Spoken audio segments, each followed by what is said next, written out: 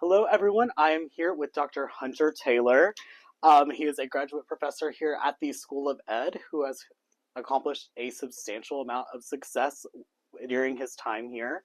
Thank you so much for meeting with me today. Thanks for having me. We are super excited to have you. So, the first thing that we'd love to know from you is where are you from and where did you complete your educational career?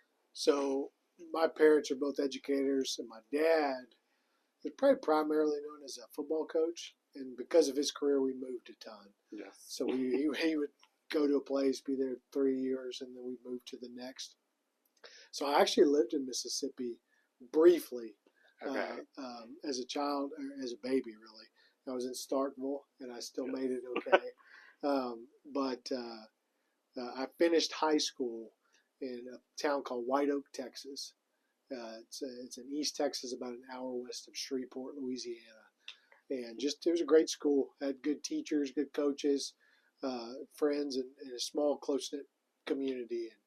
And that was a good experience. And then after that, I did my undergrad at the University of Texas in Austin. Okay. With Lawrence. Yes. And then following, I was a business major, actually. And then after graduating, I did the Mississippi Teacher Corps, which is an alternate route teaching program.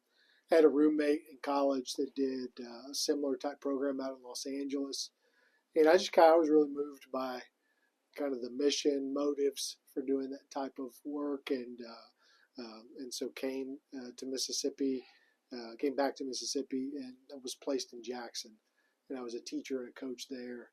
And then I had a professor at the time. It was the first one I had.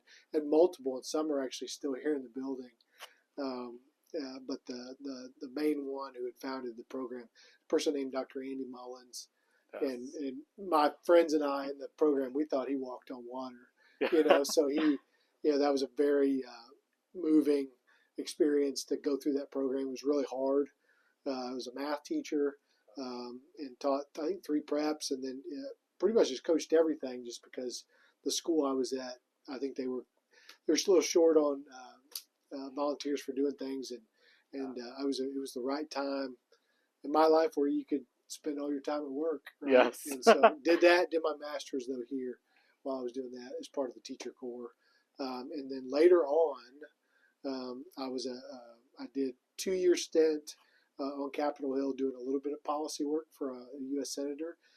But then other than that, I was a coach, and I caught the bug in the Teacher Corps, being a basketball coach. And I just thought that was a wonderful profession to get to be with people moving towards a common goal.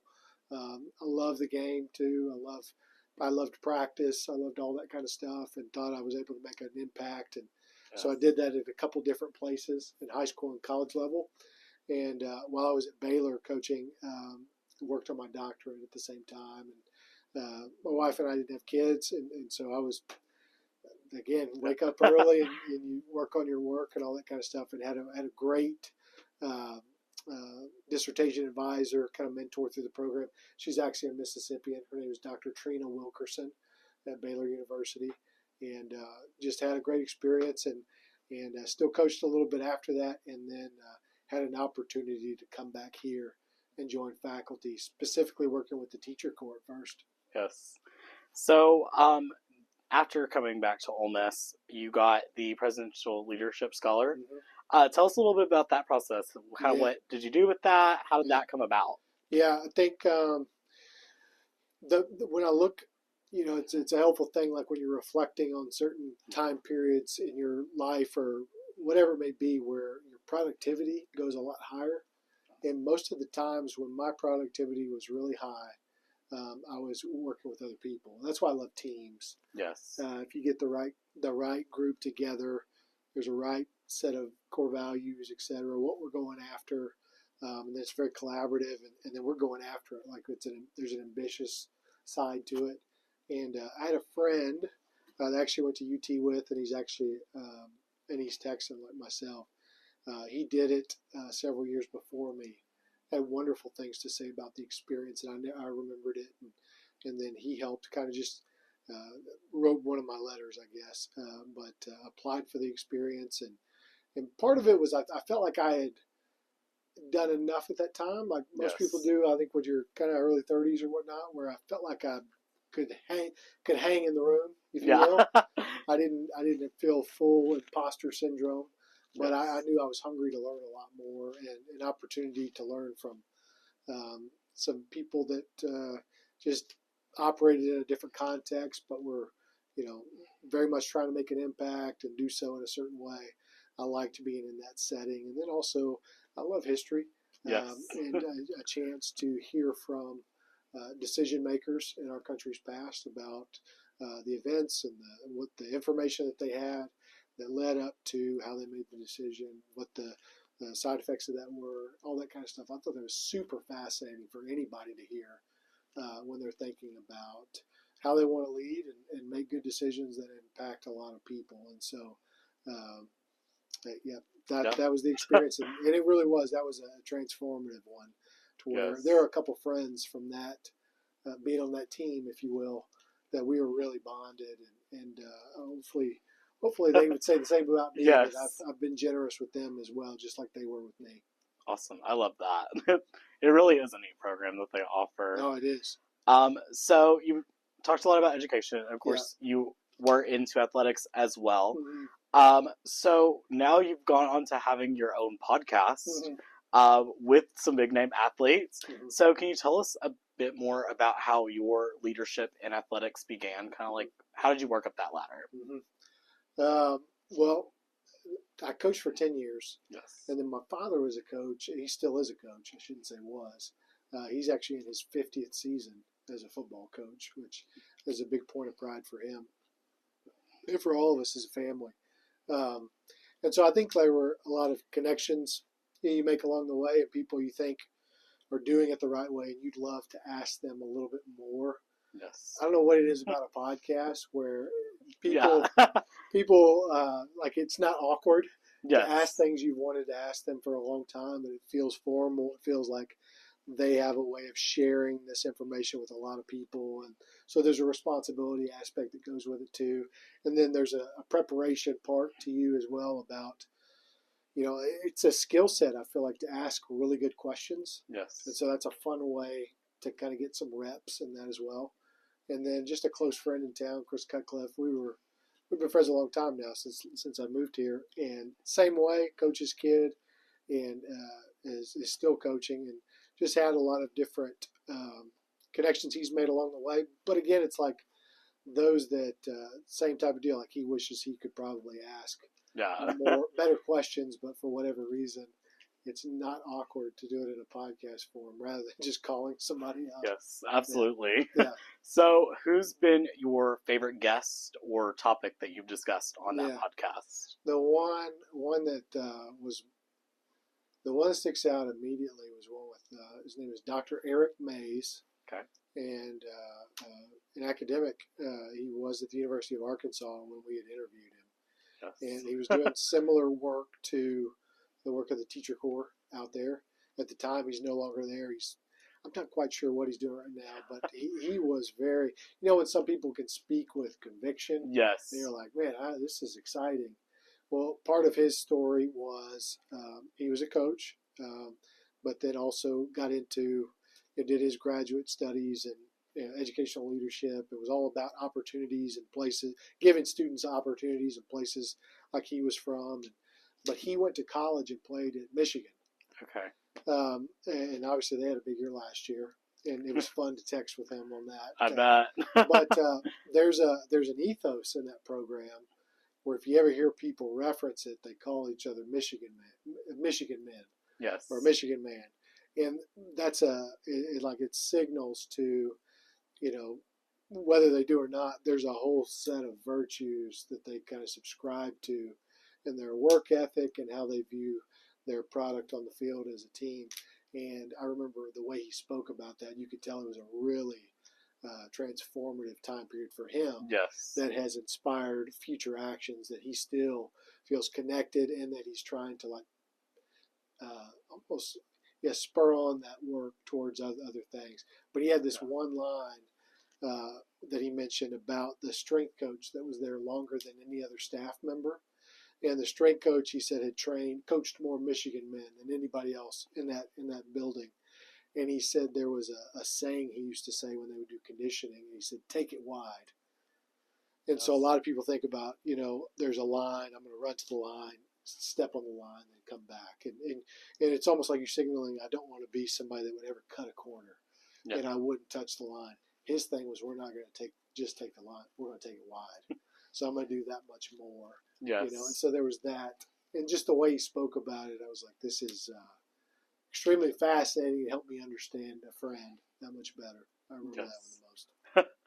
So can you also elaborate a bit on the Taylor Sports Club? Yeah, that's a fun idea we're excited about. And we piloted 2 events, if you will, in the spring, and thought they both went really well. My father is a storyteller.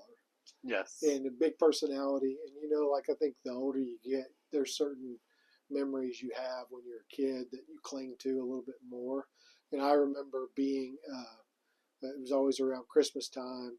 My mom's side was big family, and my dad would, for whatever reason, there would come a moment on Christmas Eve night where he would just kind of command the center, and he would just tell these great stories about the teams he was coaching or different things like that. And all of us, would be laughing or hanging on the edge of our seat. And there is something to somebody that can tell a great story. I just drawn to it. I think a lot of us are, right? And we were kind of playing with this idea. I think after you do a podcast for a couple of years, you miss the audience engagement part. I still like the podcast, but it's very solitary, and then you share it. Yes. And maybe you get some feedback by text or people see you, that kind of stuff. I thought it would be really cool if we could have like live audience of connection where it's a shared experience, not just solitary. And so it was like, what if we brought somebody on, but did not make it so formal? It's almost like we had a couple softball questions and then let them go. And then it kind of like these are people that obviously are pretty good about telling stories and speaking, can kind of take the group on a roadmap of something. And if you invite the right crew that to attend, and they, remember this person that's speaking either as a coach or a player from their past, it's like it's going down memory lane. Yes. And we wanted to create an experience like that where also you got to bring like your old friend, your parents, your spouse, whatever it may be, your coach, and you'd meet up at this thing and have a chance to just kind of remember when, if you will. And then also if it's a small enough room, then there's engagement, right? And so there's Q&A and that kind of stuff. So we did 2 of those in the spring and made them kind of just invitation only. Yes. And now we're ready to make that public, and I'm really excited about it, to share it. I think it's a really cool concept. Yeah, absolutely. That is awesome. Appreciate it. So kind of changing subjects again. Yeah. What has your work been like with the Mississippi Excellence in Coaching project? It's been great. I mean, it's a big blessing to work for Dean Rock, that I think he does a great job about seeing the people on his team, what their giftings are. And he's great because he challenges and encourages you. And so I've always felt like the freedom to be able to bring ideas up, and then he challenges them. And, but then he'll also say, I think this is something, or he'll encourage you to take it a step further. This was something that had been in my head for a while. I think talked about the teacher corps. Yes. How formative that was. I liked, I always thought, and again, this was my background and my father's background, I always thought coaches, that was kind of like an emphasized aspect of education. Like if you really, I think as much of an emphasis when it's done correctly, the relationships that take place between coach and player, or band director and instrument player, or the theater director or actor. Like when you spend a lot of time with that person, and most of the time when you're doing an activity, you probably chose to do it. So there's a love that you feel like when you perform in a way. That's really, it's a wonderful thing. And so having somebody, a coach, guide you through that, it's a very strong relationship. And I wanted to see if you looked at the numbers, we can talk about teacher shortage across the country. Or, I think there's a difference. We're seeing people maybe get out of education a little sooner. I was curious about what if, you almost fostered a network of people that were doing this specific thing in education coaching, and brought them together to where they could, you know, get some professional development, but you're also fostering a network of like-minded people, right? Like they're spending all this time, and there's frustrations with it, and then there's also exhilaration with something great happening. And sometimes, again, some stuff can be kind of solitary, and to be able to have that done, you're forming a new team, right? Yeah. And hopefully that team carries over, and if we are good, responsible stewards of it, it'll compound.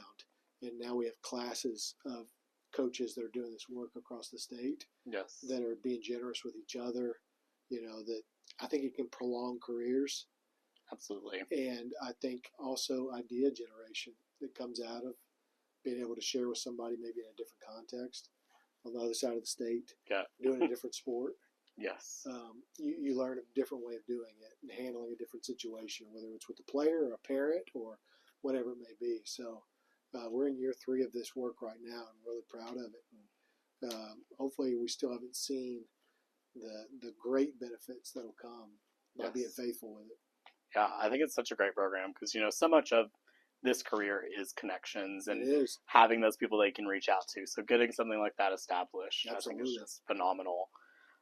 So you've made quite a lot of accomplishments in your career. You've done many different branches and kind of different work. What's kind of inspired you this whole time? Like, what's kept you wanting to achieve all of these different goals? I think I like you the same way. Like, I want to do meaningful things that you think are worthwhile. Like the amount of time it takes to do something really well, it's pretty time consuming if you want to do it really well. Yes. Whatever that may be. And so it's kind of like identifying things that I feel like my gifts align with, and I really can maybe move the needle in it, but I want to do it with other people too. I don't want to do solitary work. I want to do stuff that kind of lights me up. Yes. But I also think it's generous and it impacts others, and then I get impacted by it in return and get a lot of friends out of it along the way.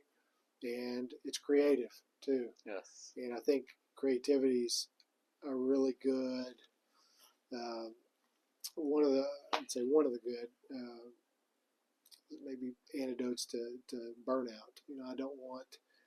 I like what I do, but I can see, I think variety is a really good thing to help on having one thing flow into the next and flow into the next. And all these things help with my teaching. And again, I'm just very thankful I get to work in a place that encourages almost like a good diversity of projects within a discipline. Yes. And that's really fun. Absolutely. Well, thank you so much for meeting with me today. We appreciate it. Appreciate you.